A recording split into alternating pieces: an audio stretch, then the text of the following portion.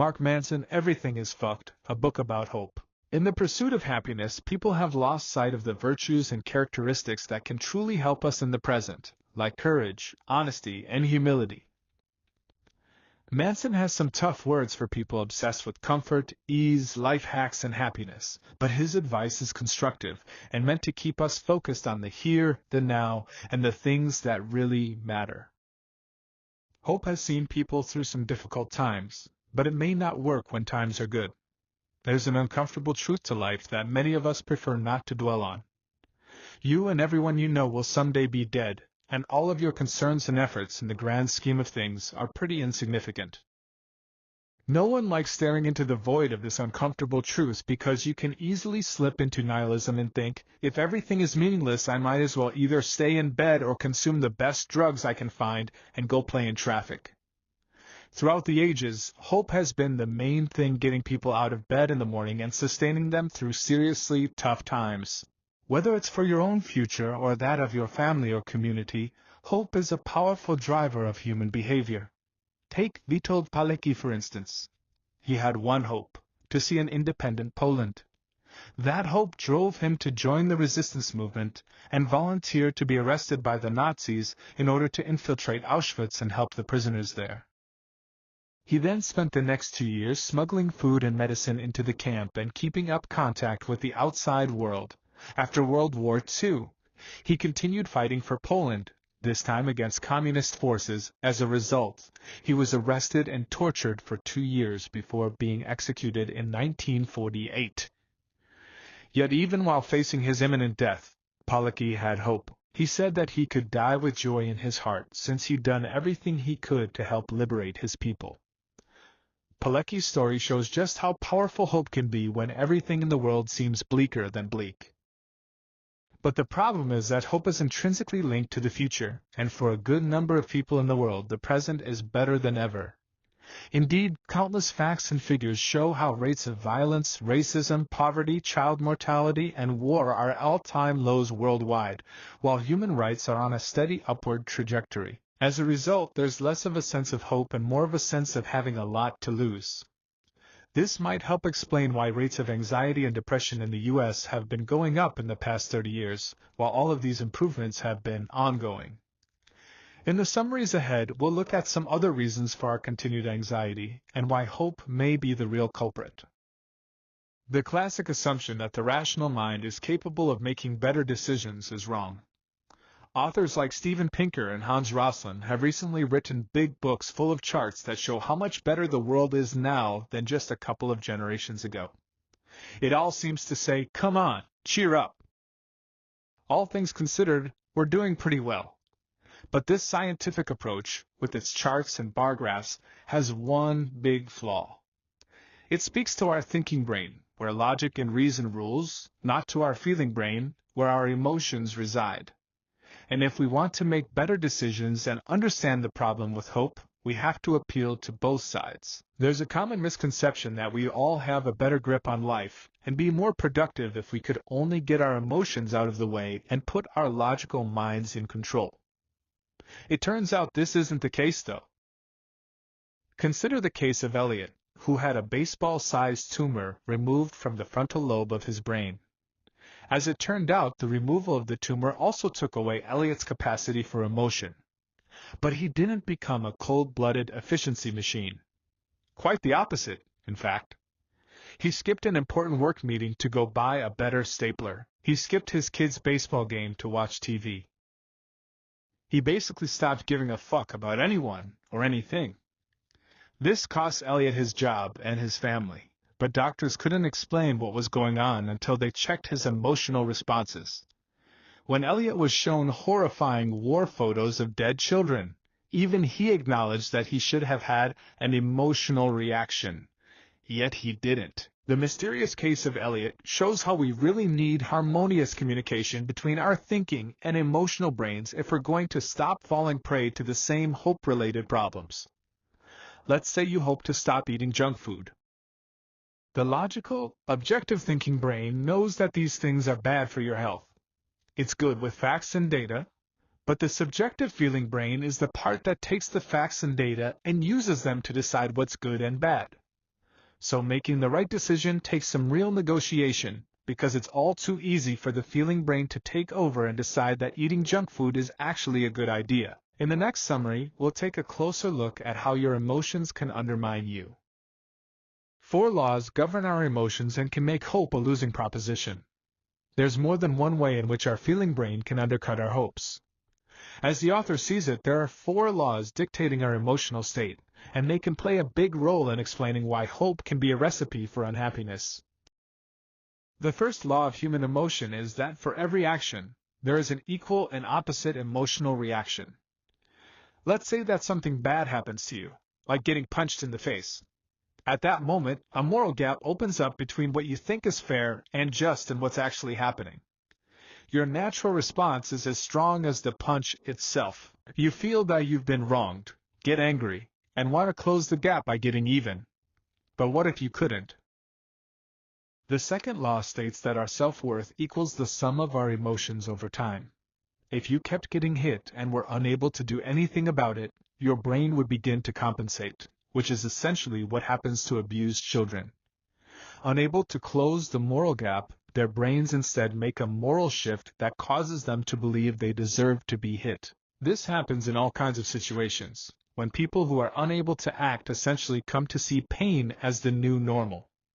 So when bad things happen to you at an early age, that can instill some unfortunate beliefs in you that can be hard to get rid of. Which leads us to the third law of emotion.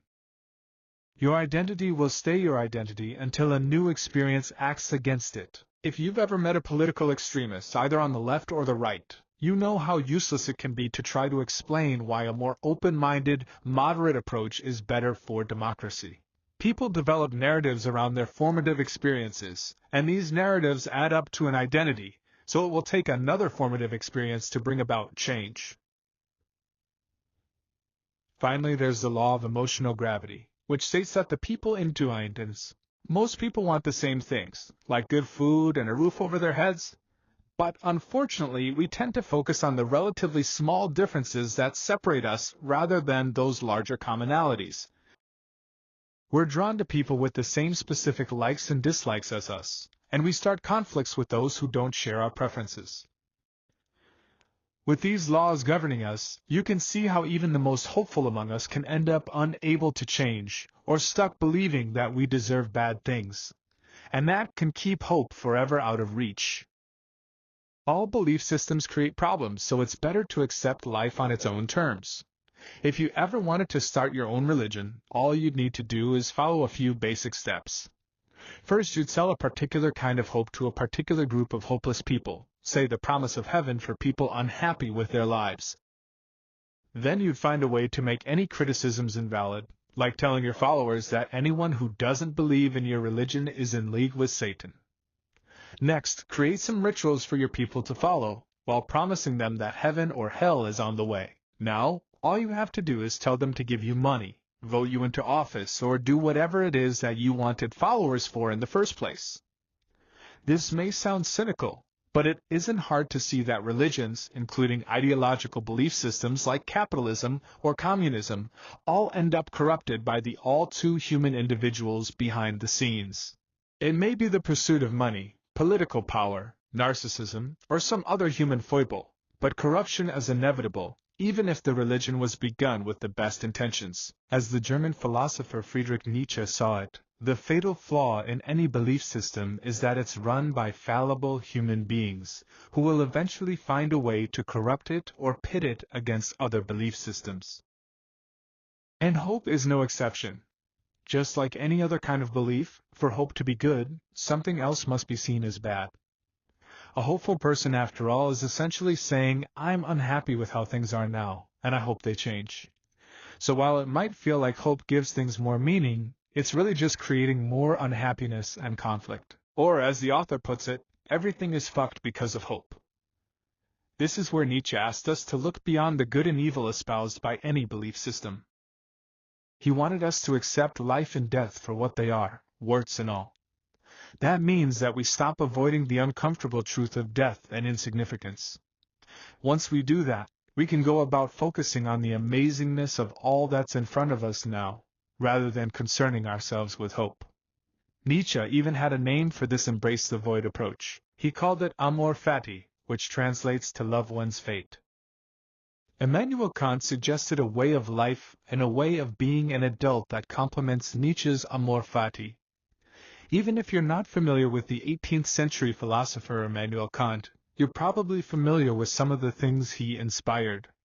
In his writing, Kant looked to a future in which world peace would be achieved under a global government. This essentially served as the inspiration for the United Nations. He was also an early proponent of the idea that every single human being has an inherent dignity that deserves respect. And if that weren't cool enough, he was even an early advocate for animal rights. Perhaps most impressive of all is that Kant had a relatively simple formula for humanity, and it also suggests that we do away with hope.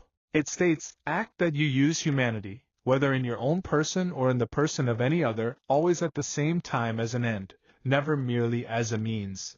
What this means is that you shouldn't behave in transactional ways, so don't be kind to your partner in the hopes of getting laid. Instead, be kind as an end, period, because it's the right thing to do. Likewise, don't decide not to steal because it'll help you get into heaven. Instead, decide not to steal, because stealing is a shitty thing to do. Yes, Kant is basically saying don't be an asshole. Kant's formula for humanity fits nicely with Nietzsche's amor fati, because it asks people not to do things simply in the hope that their behavior will lead to a favorable outcome. Every act should be an end unto itself, taken without the expectation of receiving something in return. In other words, Kant explains how to be an adult. As children, we're all about pleasure and doing what feels good. Then, as adolescents, we start developing principles. These provide a more personal motivation for our actions, and we begin to weigh our desire for pleasure against them. In adulthood, these principles should then become the main motivator for our behaviors. So while an adolescent may think, I won't steal because I'll get caught, an adult should recognize that stealing is wrong on principle. Adults also accept that while certain things may be difficult, uncomfortable, or downright painful, it's necessary to do them anyway when they're the right thing to do. The pursuit of happiness is both a risk to democracy and impossible to achieve. Winston Churchill once said, democracy is the worst form of government, except all the others. That said, democracy is still the best system, since it both recognizes the corrupting nature of politics and allows other social and ideological beliefs to exist within it. But hope and the pursuit of happiness aren't really compatible with democracy. In fact, by pursuing happiness, we're actually putting democracy in danger. The pursuit of happiness is essentially the avoidance of pain and discomfort. It's never dealing with the difficulties of life, such as people with different opinions. But if we never face adversity, we never have the chance to strengthen the virtues of honesty, courage, and humility in ourselves. And in order for democracy to flourish, we need these virtues. They help us acknowledge and accept the hard work and diverse viewpoints that democracy requires. People are increasingly unwilling to accept the discomfort of opposing views these days, though, and that spells trouble for democracy. A big part of the problem, as philosophers like Nietzsche have pointed out, is our self-serving drive towards happiness. It makes human beings ill-suited to democracy because it tends to outweigh our tolerance for dissenting opinions. It can even lead us to believe that our own opinions and happiness are more important than democracy itself. When people who think this way band together, extremist groups form, and when these groups are able to tear democracy down, tyranny rises. But perhaps the most sensible reason to stop pursuing happiness is that it's a futile exercise to begin with. First of all, studies show that while we might feel an uptick in happiness when life takes a turn for the better, we soon level out to our normal baseline mood. And even if, hypothetically, we were able to remove every unpleasant thing from our lives, we wouldn't stop seeing problems. We'd only become more sensitive to smaller things that never bothered us before. This phenomenon is known as the blue dot effect, which was discovered during a series of studies in which participants were told to look at a screen and indicate when they saw certain things, such as blue dots or people with threatening expressions. As the number of blue dots and threatening expressions decreased, people didn't stop seeing them. They just moved the line for what qualified as blue or threatening, and convinced themselves that those things were still appearing. At a certain point, innovation shifts to diversion and freedoms diminish. When considering the reasons for today's high levels of anxiety and depression, we shouldn't ignore two major culprits: advertising and the kind of diversion that's disguised as innovation. Advertising's influence over our mood changed significantly in the 1920s, when, for the first time, advertisers began targeting the emotional brain instead of the thinking brain. Previously, ads had described how efficient a product was or highlighted a special ingredient.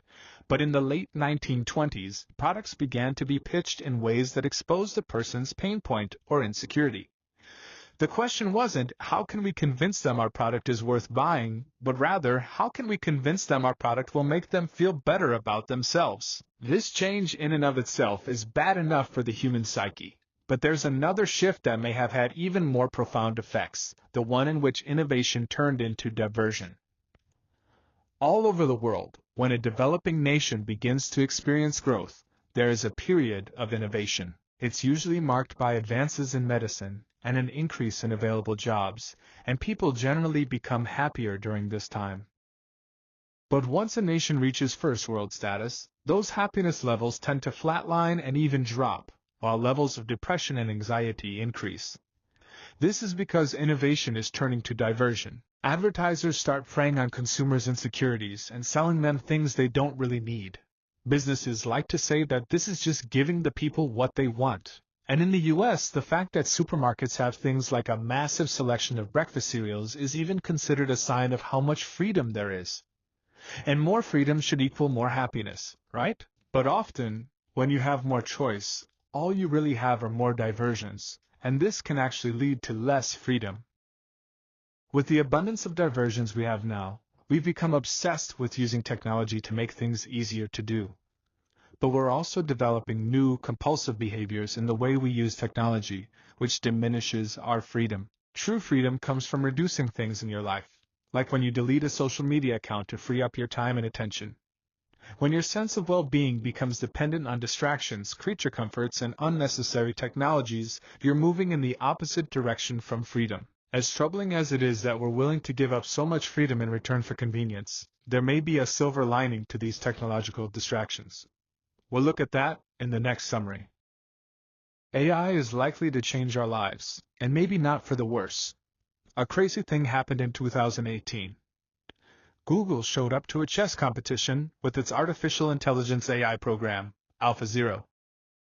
The reigning champ at the time had been Stockfish, an open-source chess program that had been kicking everyone's ass for 4 years straight. On paper, Stockfish was the favorite, as it was capable of analyzing 70 million positions per second, while AlphaZero had capacity for only 8,000. And prior to the morning of the event, AlphaZero had never played a single game of chess. Yet it took the competition by storm, either beating or reaching a draw against Stockfish in a full 100 matches. But that's not all. That same day, AlphaZero went on to play Shuji, a Japanese version of chess, for the first time. And it destroyed Elmo, the program that was reigning champion in that game, winning 90 out of 100 matches. AI clearly is incredible, and it and algorithms are already expanding into many aspects of our day-to-day life. As far as the author is concerned, it's probably best that we just go ahead and bow down to our new AI overlords now and let them run things as they deem fit. Sure, some smart people, like inventor Elon Musk, suggest that AI poses a serious threat, but it could also be the best thing that ever happened to us. After all, human beings aren't as logical as algorithms. We're inefficient walking contradictions that make no sense. We've created things like chemical warfare, domestic violence, and money laundering, and that's just to name a few of our sins. Generally speaking, we tend towards self-loathing and self-destruction. So how much worse are the AI algorithms going to be? What are the chances that AI might look at the fact that there are currently 5 genocides in progress and come up with a better way of running the planet? Maybe AI will convince people that we can in fact treat the world around us much better and still be very prosperous. Maybe AI will be the thing that finally helps humans reach a post-hope world and see beyond good and evil to find the something greater that finally puts an end to ideological and religious warfare. So if there's one thing you should hope for, it's that we don't blow ourselves up before we can make the changes that give us the chance to be the best versions of ourselves. You've just listened to our summaries to Everything is Fucked by Mark Manson. The key message in these summaries is that while many of us rely on hope to get us through tough times, the reality is that hope may be causing most of our anxiety and depression to begin with. Hoping for more happiness is a losing game, since the fewer difficulties we encounter, the more sensitive we become to smaller problems. Rather than making happiness, convenience, and comfort our primary values, we should accept that life is difficult and instead concentrate on being more virtuous human beings who accept adversity and rise to the challenges of life. Want some more helpful advice?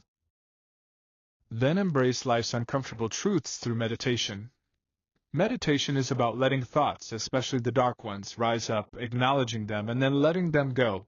As such, it's a great tool for embracing the uncomfortable truths of life and getting on with it despite everything being fucked. With meditation, you can become more comfortable with the fact that pain is inevitable and learn to understand that suffering doesn't have to be.